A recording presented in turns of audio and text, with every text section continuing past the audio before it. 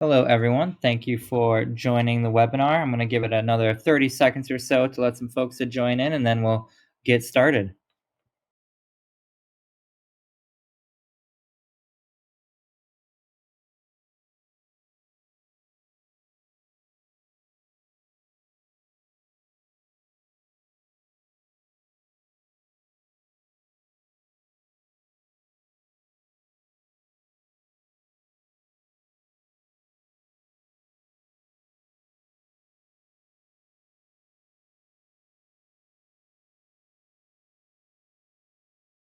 All right. Thank you for joining us. Welcome to National Drive Electric Week and in partnership with Electric Vehicles San Antonio. This is the first webinar of the series focusing in on EV basics. Um, my name is Connor Herman. I'm with Fourth. Let me turn on my microphone here. There we go. I will be kicking things off with an overview of electric vehicles, and then we have a great panel with Harley Hubbard from the city of San Antonio, and then a couple of EV advocates and ambassadors um, to share their experience as well. We have Alan Montemeyer, who is an EV owner and advocate, and then also Kelly Kuehl, who is both an EV owner and happens to be director of marketing and corporate communications for CPS Energy. So a great lineup today. So excited to get started. Quick background. Fourth, we're a nonprofit uh, trade association focused on electric shared and smart mobility. We're based in Portland, Oregon, but through the American Climate Cities Challenge, we've been working with San Antonio over the last few years to implement several different electric vehicle initiatives and kind of get the ball rolling in that regard.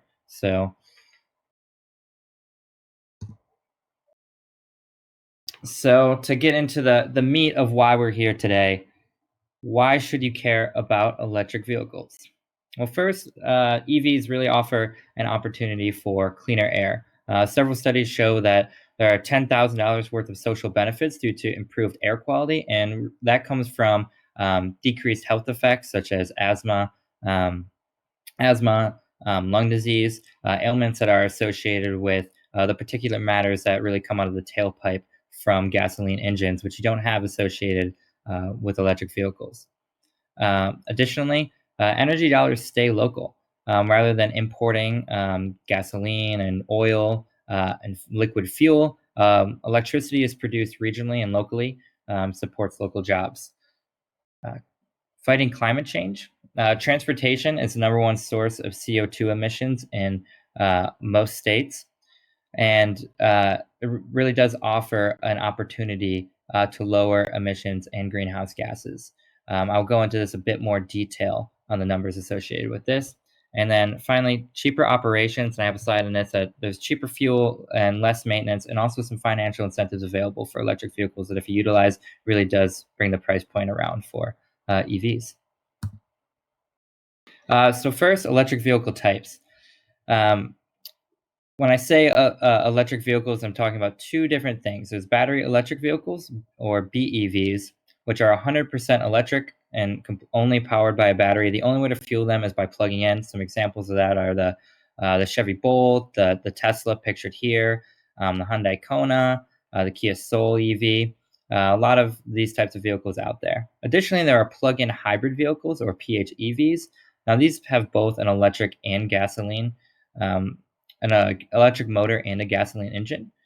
The difference between a plug-in hybrid and a hybrid electric vehicle, or a traditional hybrid that some people get confused by, um, is that plug-in hybrids have the opportunity to go completely in electric mode for a certain amount of time.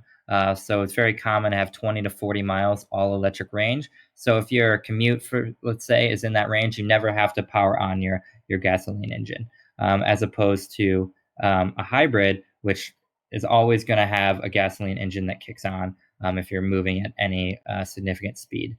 And additionally, traditional hybrids don't have a plug, so the only way to fuel them is with gasoline.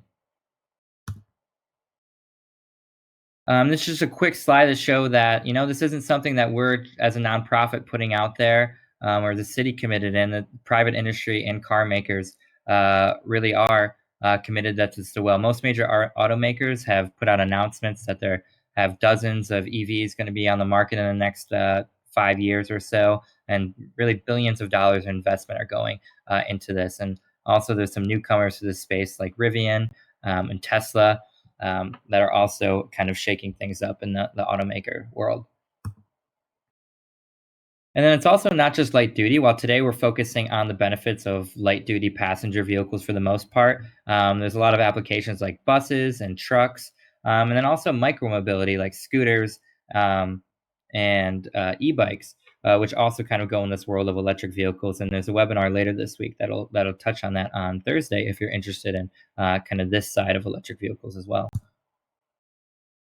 So getting back to that fact that EVs are cleaner than gasoline, this is a graphic from the Union of Concerned Scientists showing the equivalent miles per gallon that your gasoline engine car would need to get to equal the amount of emissions that are produced from your electric vehicle based on the electricity that it consumes from the grid. So, as you can see here in the Texas area, most of the Texas area, that is 68 miles per gallon, which when you compare that, the average mile per gallon for a vehicle is around 25 miles in the US, you can see that there really is a significant difference to go with an electric model from an emission standpoint compared to a gasoline vehicle. And EVs are also cheaper to drive. This is a tool from the Department of Energy that kind of makes some assumptions based on the grid makeup and some other costs to calculate the same price, basically the same energy or the same amount of distance to go on a gallon of gasoline compared to um, um, electric, which they call an e-gallon here. So in the Texas area across the state, this is over 40% cheaper from an electric standpoint. And this will vary by utility and where you are, but from an average standpoint, it also shows that it is cheaper just strictly to drive from an energy component. Additionally, EVs are cheaper to maintain than gasoline vehicles. Several studies have solidified that um, EVs on average, you can save $800 per year in maintenance costs, and this is due to limiting things like oil changes, which you don't have, reduced maintenance, no air filters, timing belts, fan belts, spark plugs, kind of all of those things that typically are associated with maintaining a regular vehicle. You don't have to do with an electric vehicle. And then there's also this thing called regenerative braking, which helps capture the energy when you slow down and stop, really saving brake pads. I know folks that are driving 8-year-old Nissan Leafs that have actually never had to have a brake change. So kind of just showcasing the different things out there that can save you money with driving electric. And additionally, there are financial savings on your purchase. There is a federal tax credit that gives you up to $7,500 off your purchase or lease of a plug-in electric vehicle. And then also in Texas, the Texas Commission on Environmental Quality is offering a light duty vehicle purchase or lease program.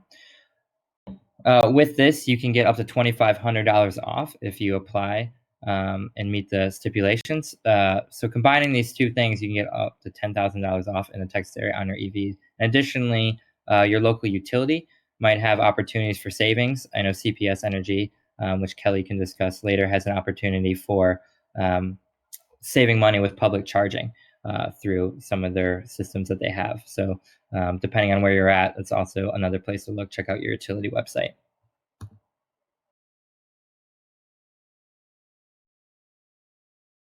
And finally, EVs are fun to drive. They have instant acceleration, torque, a low center of gravity for tight handling, and they're quiet. All of these things really make a great ride. And until you get behind the wheel of one, sometimes there are some misconceptions. So if you have the opportunity to test drive one, go to a dealership. If there are any local EV events, definitely highly encourage you to get behind one and try it out yourself. Then a quick overview of charging. Charging comes in 3 levels. There's level 1, level 2, and level 3. Level 1 being the slowest, and you just use your regular 120 volt outlet, and that plugs into the standard port that comes with your car. Additionally, there's level 2, which is quite a bit faster. It lets you gain around 12 to 40 miles per hour. These are kind of chargers you would see at workplaces, maybe places you would stay overnight like a hotel, or you could just get one and install it in your garage. Um, this takes a 240-volt outlet similar to your dryer plug. And finally, level 3 is kind of the most similar to a gas station that exists out there. This is what you would find kind of on transportation corridors, off highways. Most of them allow you to get 80% of your charge in 20 to 40 minutes. We're keeping things a little short today, but should note that there are 3 different kind of plugs with these types of chargers. There's kind of the American European model. There's the CHAdeMO, which is utilized primarily by Nissan, and then Tesla also has their own proprietary model or plug. So you can kind of think about that with an Android charger versus an iPhone charger. Additionally, there are a ton of public stations out there in the environment. San Antonio, you can see here, has quite a few, and more are being installed as we speak. So there are a couple programs you can use, one being PlugShare and one being ChargeWay, and both have trip planners in them that let you find chargers and are great resources to use. And additionally, there are a ton of EV models and more than most people think. This is from plugstar.com, so I encourage you to go type in your zip code and find the vehicles that might be available in your area yourself. But here's just a few listing out their prices, and I should note that these prices include the taking in account the local and federal incentives that would qualify for these vehicles. But you can see here there are, these are about 7 options here that provide a wide variety of use cases and vehicles to meet your needs.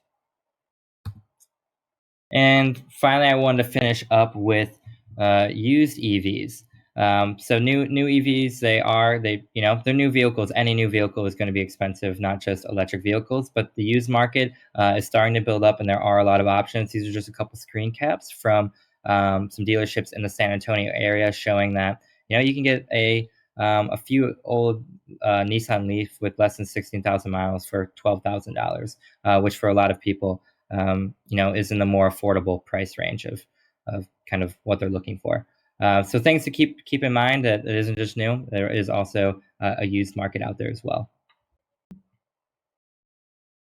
And that was it for me. So thank you everybody for listening. And I'm going to bring up our next speaker, Harley Hubbard with the City of San Antonio. And I'll also just add that if you have any questions, put them in the attendee chat over on the left. I forgot to bring that up at the beginning. So yeah, if you have any questions, plug them in there and we will get them to them at the end in a Q&A session. So go ahead, Harley. Thanks, Connor. Hey, everyone. Thank you guys so much for joining for Virtual Drive Electric Week. This is the first in a series of webinars we're hosting. Like Connor said, this is just to give everyone a general feel for electric vehicles, some background information, and then you can just learn more and more throughout the week. Like Connor said, I do work for the City of San Antonio in the Office of Sustainability. I am the Sustainable Transportation Manager. I do a lot of work with electric vehicles. So here is kind of the city's perspective and what we have going on right now. So one of the main documents, and if you're ever wondering what the Office of Sustainability is doing, it's in this, the Climate Action and Adaptation Plan, or we call it the CAT plan as well. It was adopted by City Council last October with a goal of carbon neutrality by 2050.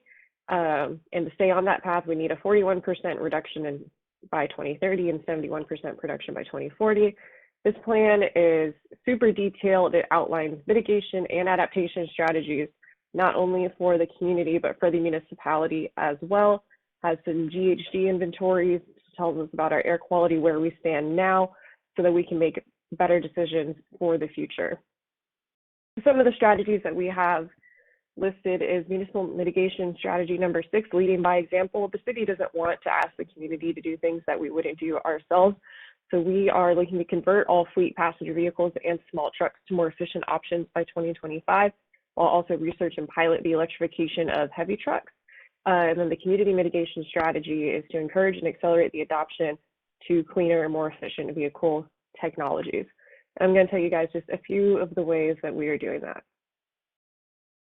One of the initiatives that we have going on right now is the revamp of the Vehicle Environmental Acquisition Policy, otherwise known as the Green Fleet Policy. This is a policy that was developed to support Mission Verde, which was kind of before the CAT plan, before a sustainability plan that was a few years older. But the policy as it sits now doesn't really align with other projects that we have going on or other goals that we have set. So we have an opportunity to update it to make sure it aligns with everything that we have going on and that it makes the most economic sense for the city of San Antonio. So the update that we're doing aligns with the city's ozone attainment master plan and with the CAP. It allows for opportunities for departments to get internal combustion engine vehicles, which is what you might consider a traditional vehicle, if job duties cannot be performed with an EV, and it simplifies the procurement process. So this policy really incentivizes and makes it easy for departments to make environmentally sustainable decisions about their fleet needs as they continue to grow and be able to handle their job functions. We also have this program, which you saw on the first slide, EVSA. This is kind of the overarching umbrella that all of our electrification work falls into. We do get some grant funding from this through TxDOT, through the Congestion Mitigation and Air Quality Grant. And there's a lot that falls under this. All of our social media that we do for electric vehicles falls under this campaign. At its core, it's an education and outreach campaign for things like this, to educate people on electric vehicles, to hear what people think about electric vehicles. We do public opinion surveys. We had one out recently where we asked electric vehicle drivers, you know, if you could put a charger anywhere in San Antonio, where could you put it? And it was a really cool survey. It had a GIS map that you could just blow up and then just plop a dot and just say where you'd want to put it. Before COVID, we had in-person events, test drive events, places that you could actually like go sit behind the wheel of an electric vehicle, talk to an EV owner person to person. But now that's not really a possibility. So we have some great EV owners that have volunteered their time to tell us about their experience and show us pictures and get us as close as we can safely. The EVSA program also does a lot of research to make sure that we're making the most efficient, the most economic, and the most environmentally sustainable decisions when it comes to not only the city's fleet, but for putting in charging throughout the city of San Antonio.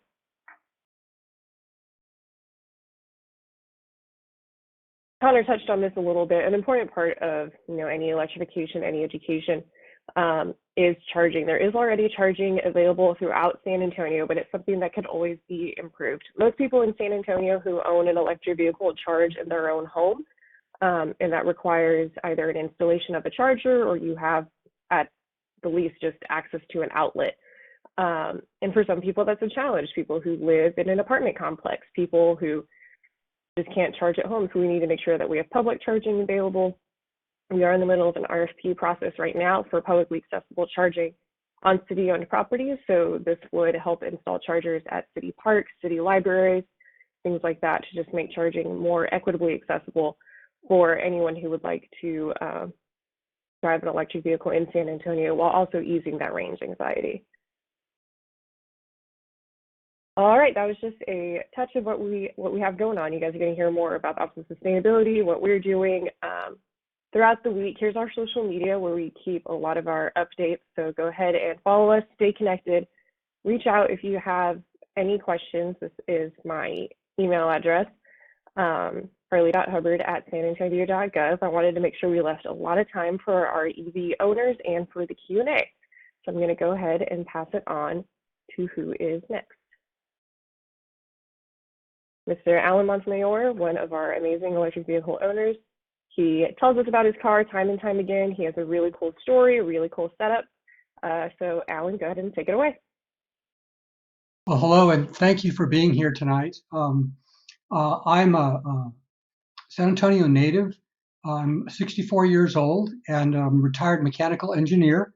And I bought a little electric vehicle about 20 months ago. I absolutely love it, and I enjoy doing these things and sharing my experiences. I have a 2014 Mitsubishi i-MiEV, which stands for Mitsubishi Innovative Electric Vehicle. It's a cute little thing. I have a lot of fun with it. Um, I purchased it used, and it was very inexpensive. I only paid $4,700 for it. It is a pure battery electric vehicle. It has a range of only 60 miles, which is perfect for an older guy like me who really only putters around town a lot. And particularly during COVID times here, it's even better. It has an 18 kilowatt hour lithium ion battery, and it's just a lot of fun for getting around town. It's clean and quiet, and it's just a very easy, simple vehicle. It's important to back up one step here and look at where the power is coming from. We got solar panels on our home. There's only 10 panels. It's about 3.3 kilowatts. But even that small amount of power generates more than we consume on a yearly basis, including charging my little car. So it's very clean and very quiet. It's an interesting way to go. As part of the installation of the solar panels, I asked them to install a level 2 EV charger that was integrated into the inverter for my solar panels. This allows me to charge directly from the solar panels if I so choose, or I can charge at night from CPS Energy and be feeding energy back onto the grid during the day. This is very beneficial for CPS Energy, and it's, again, a very clean way to go. I charge mostly at home. Because my trips are relatively short and well planned, I typically don't run the battery all the way down. If I'm charging in my level 2 charger at 240 volts AC, a full charge would take 6 hours, but really a typical charge is about 3 to 4 hours for me. If I choose to charge on 120 volts AC, a full charge would be about 12 hours, but again, a typical charge would be more like 6 to 8 hours. I rarely charge on 120 volts AC unless I'm going to be going somewhere that there is no other charger. I charge mostly at night. This reduces the CPS peak load during the day when all the air conditioners are running.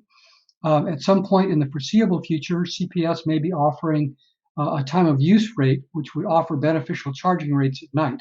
Maybe our next person will talk about that some more.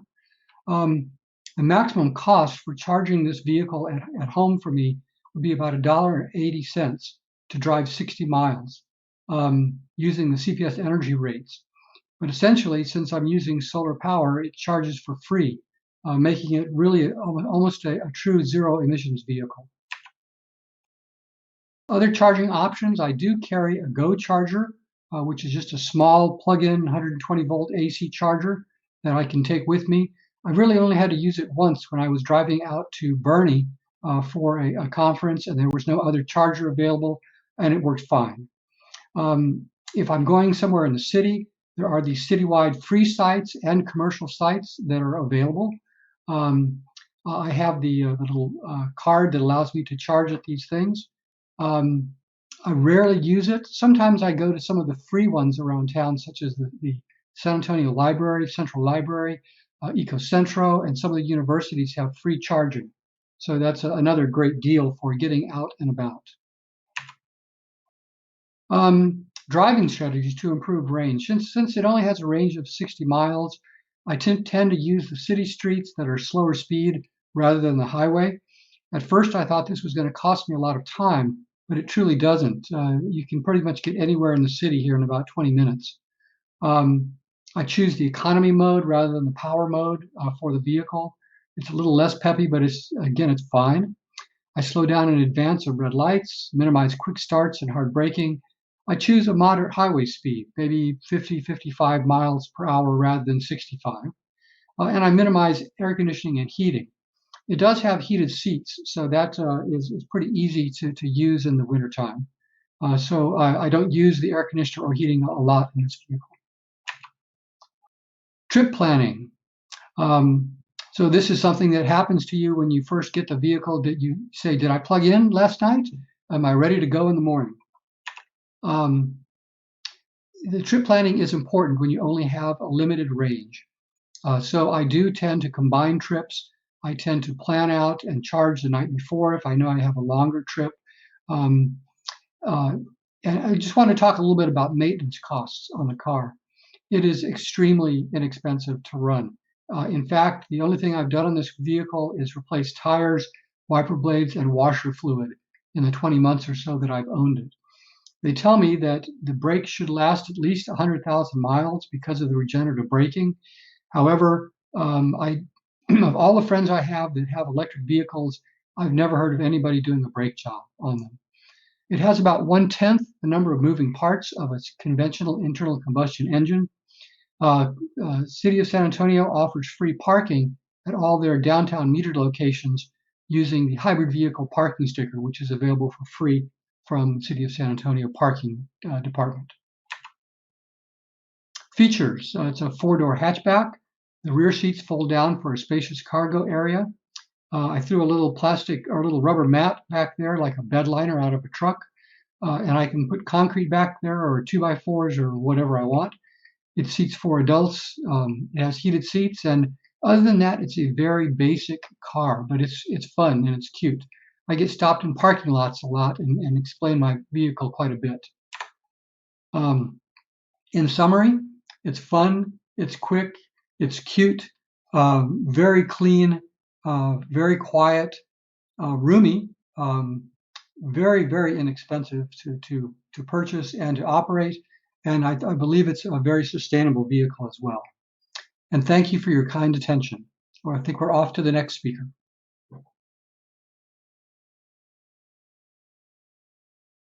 Awesome. Thank you, Alan. Now we will finish up the formal presentations with Kelly. So go ahead and take it away.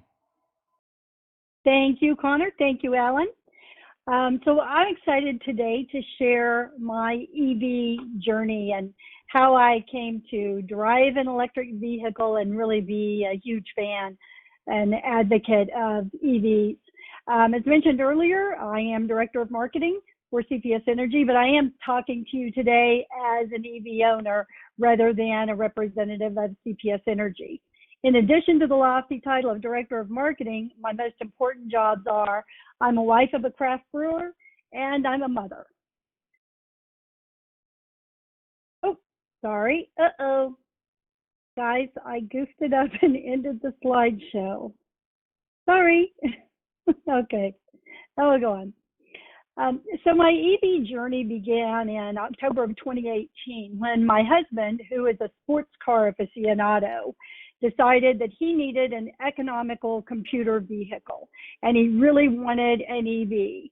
So he'd been doing some research and he was really attracted by the concept that was mentioned earlier about EVs that were used in rolling off leases, that they were really good buys. So it sounded like a great economical purchase decision. So I went along with him, went to a couple of dealerships, and that was my first time to ever drive an electric vehicle. So during that first test drive, I was just kind of marveling at how quiet it was and how smooth it was and the way it accelerated. And I was kind of enjoying it. But then the salesperson, interestingly enough, said, yeah, EVs are kind of weird. I don't think they have a soul. So we left there and we went to a few other dealerships. We also looked at internal combustion engine vehicles and started to go that way. Then we came across a 2016 Nissan Leaf that was for sale. And interestingly enough, when we took that test drive, our salesperson was actually an EV owner himself. And so that made a big difference because he was able to help us understand and appreciate some of the benefits that we were not yet aware of. So we found this wonderful car, $16,000 purchase price in 2018. It was a couple years old, but it had had been probably under a 12-month lease because it had under 12,000 miles. It was in great condition. It was such a pretty little car. You see it over there, just a really pretty color of red, and it was half the price of the new model. And I did some research at the time, and Leaf had introduced new technology in 2016. So it really had a lot of fancy bells and whistles and the heated steering wheel and backup camera and all the things like that that were attractive to us. And the range was 107 miles. So in terms of where and how we charge, we do home charging, and we haven't done anything to install anything different in our garage. We have a 120 volt existing outlet. We plug the car in at night, and it takes about 3 miles or it charges about 3 miles of driving per hour that it's plugged in.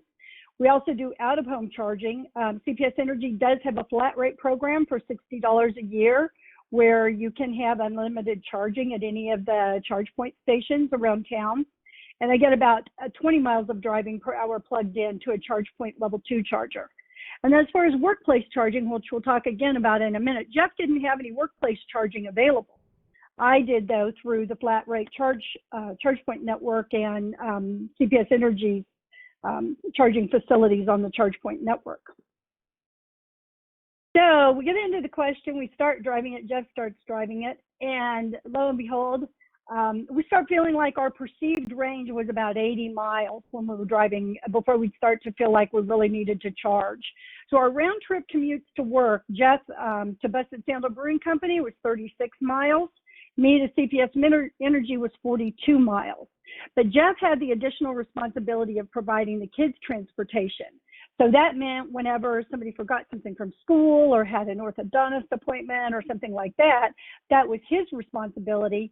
And if he left from work to go take care of something with them at school, that was a minimum of additional 34 miles. So Jeff started to feel range anxiety without that safety net of workplace charging. So that meant I won, and I got to drive the Leaf, which I was super happy about. So I got my car wash pass and kept that thing super shiny clean, and I just quickly became an absolute EV evangelist. Anybody that would listen about my car or look at my car, I would show it off. But then one day in June of 2019, I'm driving through an intersection, and I got tromboned. A southbound driver crashed into me, struck the passenger side, deployed the airbag. But surprisingly enough, the impact to me was so minimal. I couldn't believe it when my car kind of stopped spinning around. I didn't have any, jolting of my neck or anything like that. So the way that the car was built kept me tremendously safe. But it was totaled. And so some of the things then that, made me really sad after that is I got my rental vehicle, and it was not an electric vehicle. It was a comparable internal combustion engine vehicle, and I didn't enjoy driving it. And it kind of got worse when we got the market value from insurance. It didn't cover the cost to replace the Leaf. And I didn't want, a lesser vehicle. So it was really kind of a sad time, and weren't very happy about that. And we started out looking again on the search for a car. So we're searching for a replacement vehicle. And kind of the two things about Jeff and I, the first I mentioned earlier, he's a sports car enthusiast, and I'm a technology geek. So I really enjoy, bells and whistles and, new things and features, et cetera. So we had some more test drive experiences. We did sign up to take a Tesla test drive. We really weren't Tesla fans. We didn't think we would enjoy a Tesla, but we felt like, well, we really, needed to check it out and see what it was. Well, so the test drive experience was, they got me in the car on I-10, and I got to experience some of the autopilot features. And I loved that.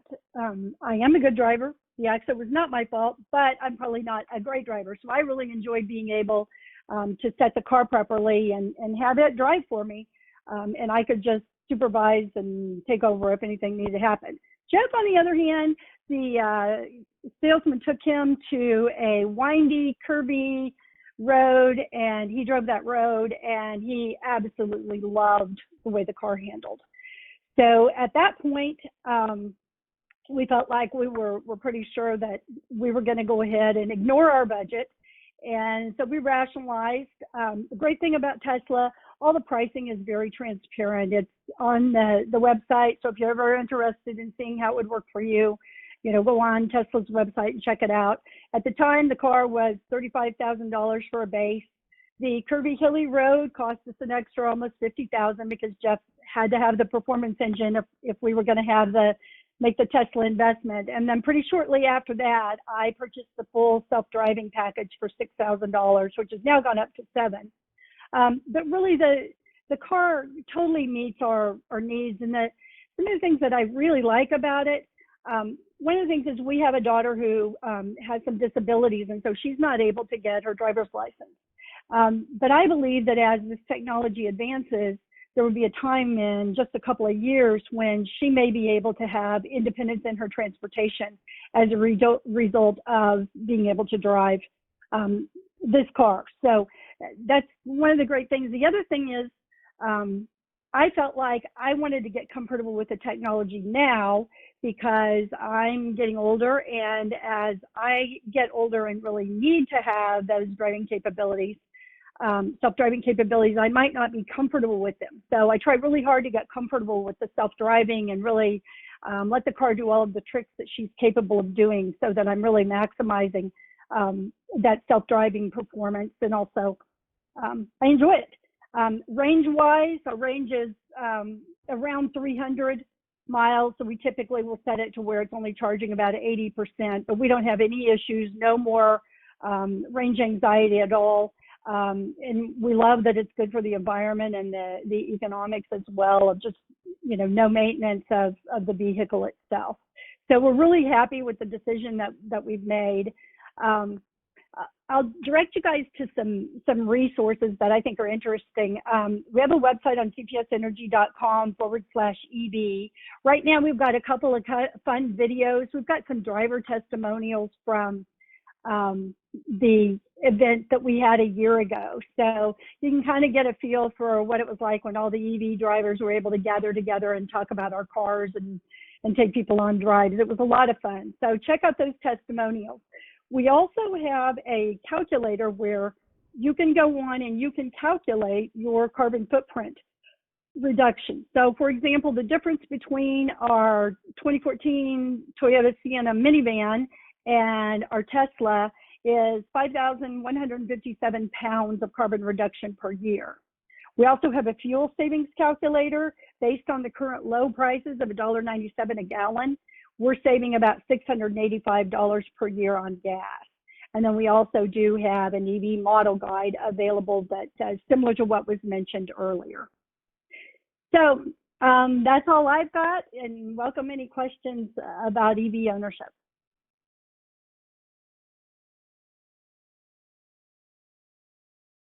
Awesome. Thank you very much, Kelly. It was a great presentation. Attendees,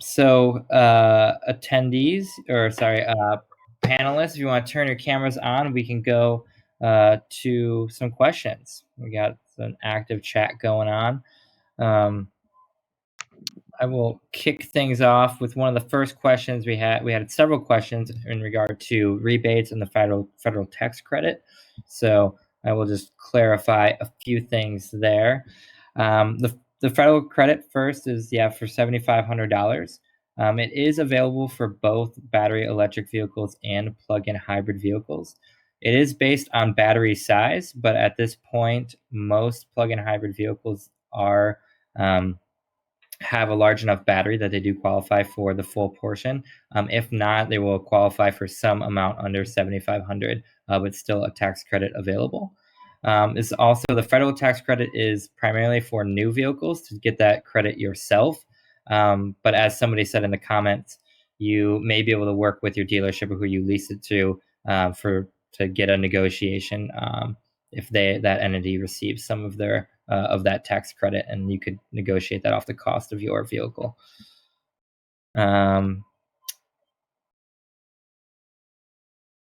Yeah, I think that answers questions in regard to rebates. Did anyone else want to add anything to that?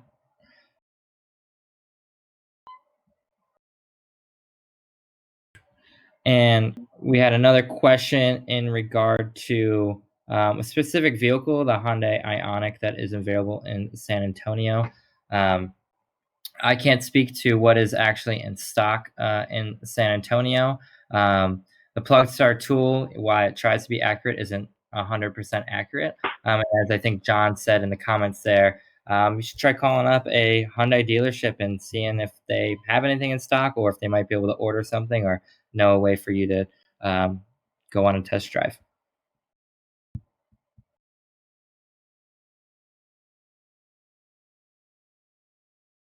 So one question I had for our both of our EV owners is, what was the biggest surprise or biggest misconception or myth that you had before buying an EV, and that was gone away now that you're a proud EV driver?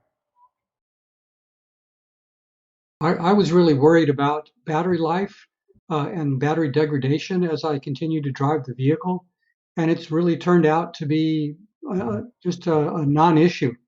The vehicle to me is as good as the day I purchased it, and I think it will continue to be so for quite some time. So that was a myth that I was worried about initially, and I no longer even think about it. So I probably bought into the Tesla technology and all the things that it does. I had no idea how much fun it is.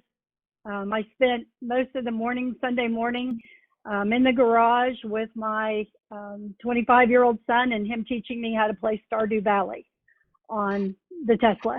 So I really enjoy, the arcade, and, I'll go places and be waiting for somebody to get done with a lesson or something like that. And I don't mind waiting at all. I just sit in my car and entertain myself with the entertainment it provides. So it's more than a car to me.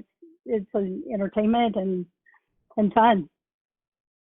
Now, speaking to the entertainment, another thing that's been really fun is, like I said, when you in the parking lot at HEB, and someone says, "What kind of car is that?" and you launch into your Evangelist thing, and it's surprising how many people are interested in electric vehicles. Interesting story. I went to get the car inspected for the first time at a Jiffy Lube, and the manager said, "Well, what kind of car is that?" And I said, "Well, it's an electric vehicle." He said, "No gasoline?" And I said, "Nope, no gasoline." He said, "Can I show my employees?" And I said, "Sure." So I gave him about a 10-minute brief on, and asked great questions. What's the range? Do you plug it in? Does it use gasoline? Does it use oil? You know, and at the end of it, one of his employees turned to him and said, "Boss, we can't sell this guy anything." And I think that's one of the reasons the dealerships here in San Antonio are a little bit leery of electric vehicles, because they make a lot of their money off of maintenance, and there is so little maintenance on these vehicles. So that is somewhat of an issue. Thank you both. And kind of a follow up on that. What was the purchase experience like for both of you? I know, Kelly, you've had a couple different experiences there, so maybe we could both touch on kind of, yeah, your experience. Yeah, I think even the first time when we were looking for the lease, my husband in some instances had more knowledge about EVs than the salespeople did at the dealership. So I know a lot of the dealerships are working really hard to get larger inventories of cars and to educate their salespeople. But we had a dealership that we went into, interested in an EV, and the salesman was determined to send us an internal combustion engine vehicle. So, and like I said, the most classic one is like, I'll just never forget that poor young man saying the car had no soul, because it's like, it's got a lot of soul. So I think the dealerships struggle because it's new technology, and they're, unless their salespeople are actually driving the cars, like the gentleman who ended up selling us the Leaf, they don't know how to really articulate and explain the benefits. My sales experience was very simple. I have a friend here in town named Jim Royston, who is another evangelist, and he does a very wonderful service. He helps people find used EVs that are within their price range and specifications. And I told him sort of what I was looking for. And he called me up about 3 weeks later and he said, "I found the perfect car for you, but it's up in Dallas. It's very inexpensive. It was owned by a college student who switched colleges, and now it's not within range. So she's selling it inexpensively." And um, I went and test drove the vehicle. It was great, and I bought it. It was just amazing. Um, and The funny thing was, I had to convince my wife that we really wanted an electric vehicle. And after we got it, we were now arguing over who gets to take it. So I think there's a second electric vehicle in our very near future.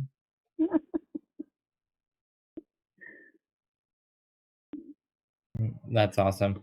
And here's maybe we can get hopefully this doesn't turn into an argument, but there's somebody commented that Teslas are the best. Now we have a non-Tesla driver and somebody who was a non-Tesla driver now is. So do you have any opinions in the from you folks on the different options that are out there? I'd still be driving the Leaf if I could. I love that little Leaf. I would never have given it up. To me, there are getting to be a wide range of electric vehicles out there. And I think there's probably one for almost everyone. There's probably not one for someone who does a lot of four-wheel driving in very, very long distances away from electric utilities. There's nothing like a big tank of gas or diesel fuel to go 500 miles or so. But regardless of that, I chose to buy at the very low end of the market, used with something with limited range, and I've been very happy with it. It's pretty much the perfect vehicle for me. I would love a Tesla someday. I think the prices keep coming down on the Teslas, and that's a great thing for everyone. All my friends who have Teslas are just enamored and wouldn't drive anything else. I think what I've heard is once you drive an EV, you just don't want to go back to internal combustion.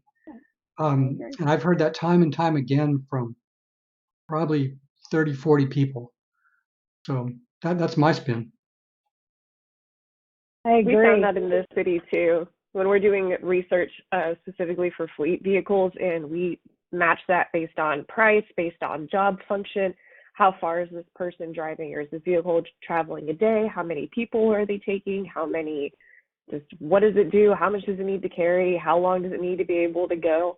There isn't just, okay, well, the only substitute for X is Y. If you could do X or Y or Z or A or B or this, or you can get this one in purple if you want to. And there really are a lot of options, which is great that there's more diversity in the electric vehicle market. There's more diversity in the prices for electric vehicles.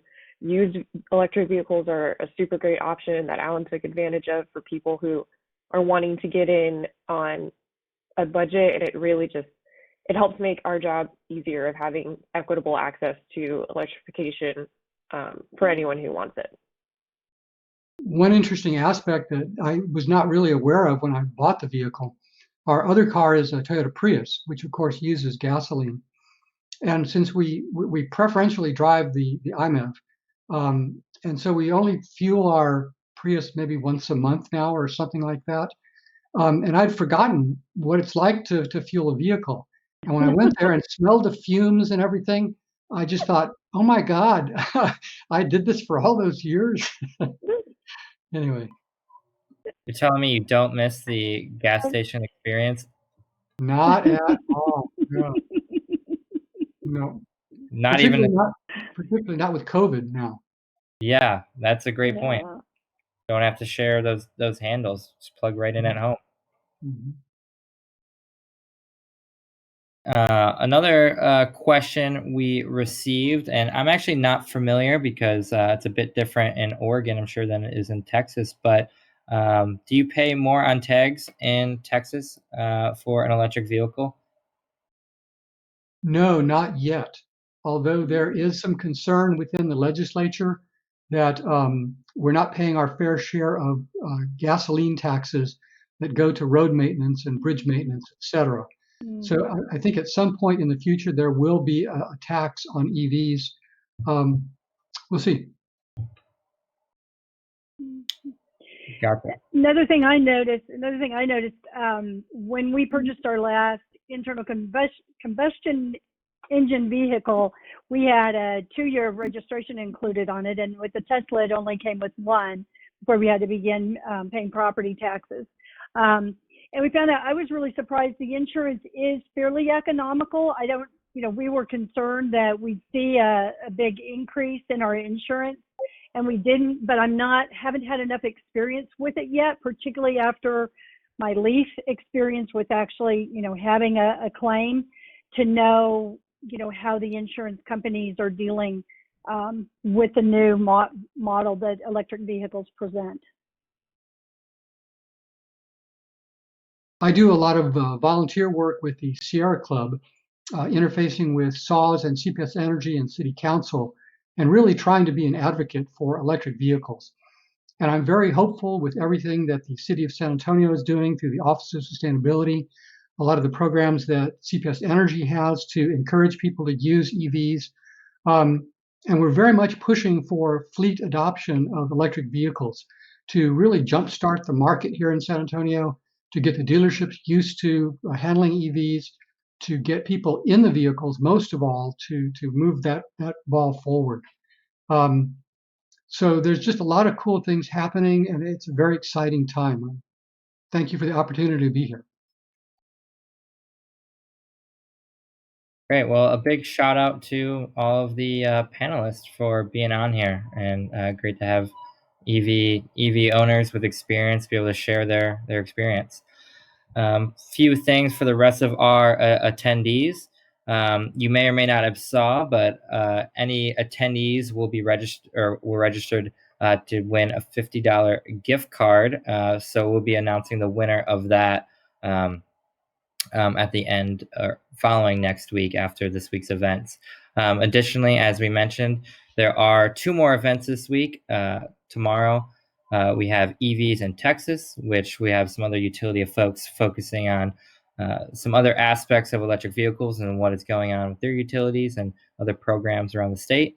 And then we have EVs Beyond the Passenger Car on Thursday, which will talk about micromobility and like bikes and scooters and some other options with electric vehicles that weren't really what we discussed today. And you can see on the screen here is our contact information. So if you have any questions related to EVs in general, you can contact me, and related to CPS and any programs that they have or any programs that the city are doing. There's the contacts for Harley and Kelly as well. So thank you everybody for attending, and hope to see you at some future events. Thank you. Thanks. Thanks, everyone.